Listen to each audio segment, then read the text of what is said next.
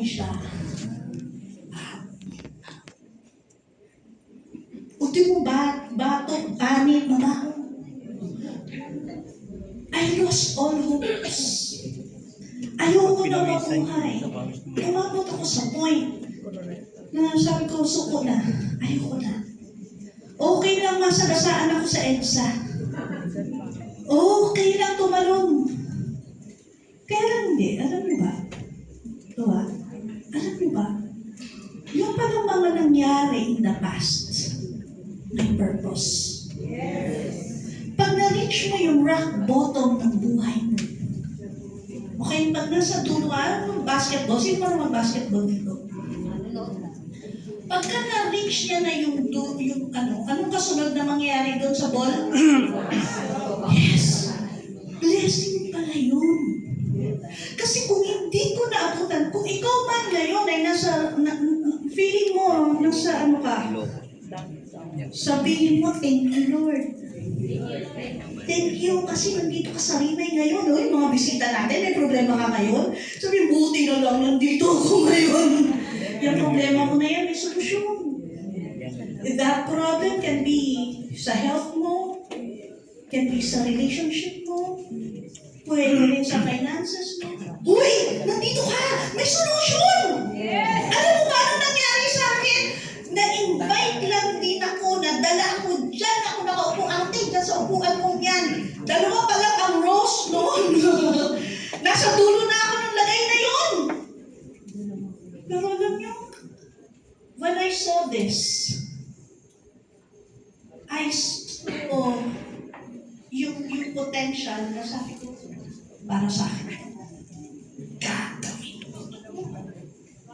Alam mo ba, after doing Rimay, 6 months, tinake ko yung therapy. Inom ako, 2 sa umaga, 2 sa gabi. I went back to the doctor after 8 months. Tigas ulo ko hindi na ako kagad bumalik. Antay pa ako ng 2 months kasi akala ko babalik. Alam mo yun, babalik yung symptoms ng cancer. Pero alam mo ba, pagbalik ko sa doctor, ang aking colonoscopy result, clear. Endoscopy, clear. Barbenema, clear. Biopsy, no trace of malignancy. Mayabang? Yes, mayabang. Because of that, napatunayan ko, hindi ako mapapahiya dito. Ang lakas ng loob ko. Alam niyo bakit? Alam niyo bakit? Ang mindset ko ngayon, each time I share for dear, I am saving lives. Yes. Each time I share Rimay, I am changing lives for the better. Kaya yung mga first timers natin, say thank you to the person who invited you. Kasi your life is about to change.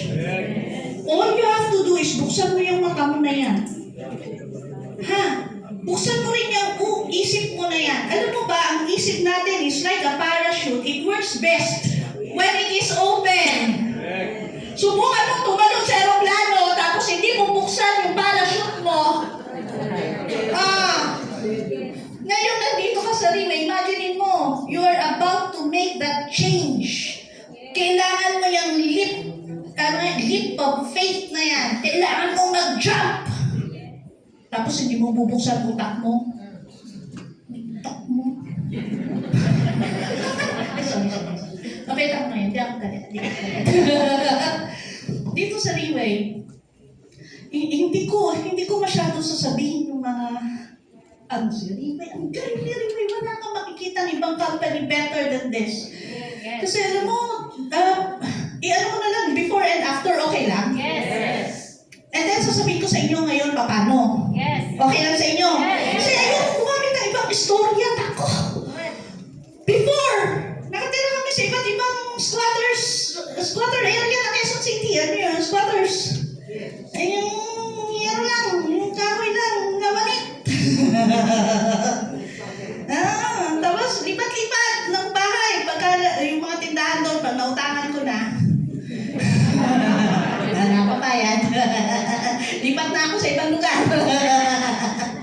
Tapos dun sa mga tempo ka, yung ano lang ang dingding. Makikita mo yung kapitbahay mo, yung manit na butas na gano'n. Ding-ding lang eh. Pag maingay sila, rinig mo. Pag masaya sila, rinig mo rin. Pag may nagpalakpakan, rinig mo. Alam mo yun? Yung naingayan ka na, nainggit ka pa. Ganon.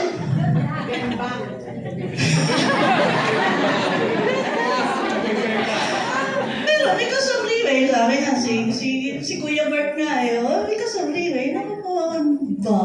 Yung tipong nasa executive subdivision. Yung tipong bago ka makapasok doon, tatanungin muna sila ng guard, kukunan ng ID.